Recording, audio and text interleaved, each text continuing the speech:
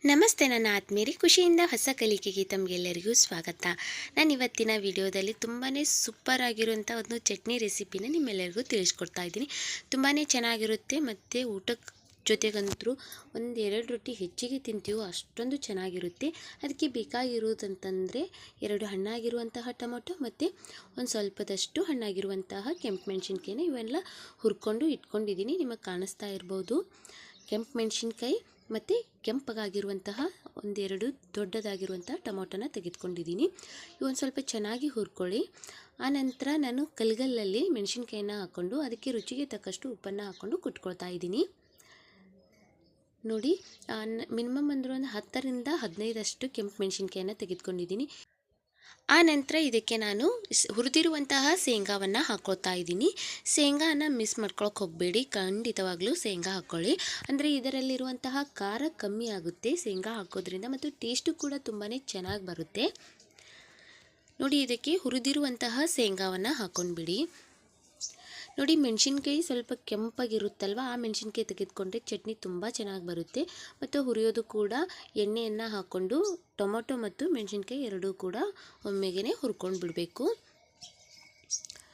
ನೋಡಿ, ಕೆಂಪು ಮೆಣಸಿನ್ಕಾಯಿ ಇತ್ತು ಅಂತಂದರೆ ಖಂಡಿತವಾಗ್ಲೂ ಮಿಸ್ ಮಾಡ್ಕೊಳಕ್ಕೆ ಹೋಗಬೇಡಿ. ಈ ರೀತಿಯಾಗಿ ಚಟ್ನಿ ಮಾಡಿಕೊಂಡು ಇಟ್ಕೊಂಡ್ಬಿಡಿ. ಆರಾಮಾಗಿ ನೀವು 4 ದಿನವರೆಗೂ ಇಟ್ಕೊಂಡು ತಿನ್ಬೋದು.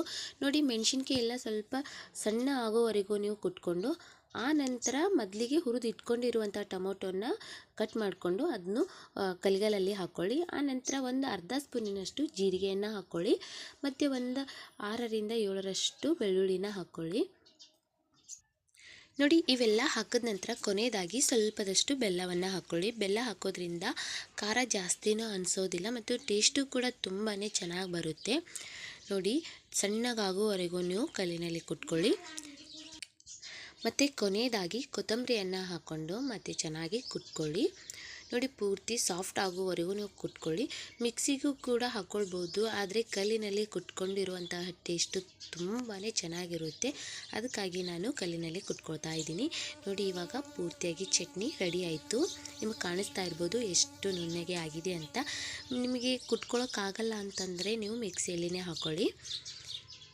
ನೋಡಿ, ಹಣ್ಣಾಗಿರುವಂತಹ ಕೆಂಪು ಮೆಣಸಿನ್ಕಾಯನ್ನು ತೆಗೆದುಕೊಳ್ಳಿ ಮತ್ತು ಟೊಮೊಟೊವನ್ನು ಹುರಿದಿಟ್ಕೊಂಡು ಚಟ್ನಿ ಮಾಡ್ಕೊಳ್ಳೋದ್ರಿಂದ ಎಷ್ಟೊಂದು ಚೆನ್ನಾಗಿರುತ್ತೆ ಮತ್ತು ತಿನ್ನುವಾಗ ಟೇಸ್ಟು ತುಂಬಾ ಚೆನ್ನಾಗಿರುತ್ತೆ. ಊಟಕ್ಕಂತೂ ಜಾಸ್ತಿನೇ ಹೋಗುತ್ತಂತಲೇ ಹೇಳ್ಬೋದು.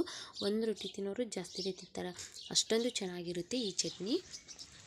ನೋಡಿದ್ರಲ್ವಾ ವೀಕ್ಷಕರೇ, ಕೆಂಪು ಚಟ್ನಿನ ಯಾವ ರೀತಿಯಾಗಿ ತುಂಬಾ ಸೂಪರಾಗಿ ಮತ್ತು ರುಚಿಕರವಾಗಿ ಯಾವ ರೀತಿಯಾಗಿ ಮಾಡ್ಕೊಳ್ಬಹುದು ಅನ್ನೋದನ್ನು ನೋಡ್ಕೊಂಡ್ರಲ್ಲ.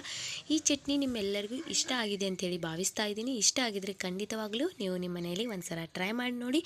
ಟೇಸ್ಟ್ ಹೇಗೆ ಬಂದಿದೆ ಅನ್ನೋದನ್ನು ತಪ್ಪದೇ ಕಮೆಂಟ್ ಮೂಲಕವಾಗಿ ತಿಳಿಸಿ. ಹೀಗೆ ಮುಂದಿನ ಹೊಸ ವಿಡಿಯೋ ಒಂದಿಗೆ ನಾನು ನಿಮ್ಗೆ ಸಿಗ್ತಾ ಇರ್ತೀನಿ. ಟೇಕ್ ಕೇರ್, ಬಾಯ್. ಖುಷಿಯಾಗಿರಿ, ಸದಾ ಹೊಸದನ್ನೇ ಯೋಚಿಸ್ತಾ ಇರಿ. Thank you.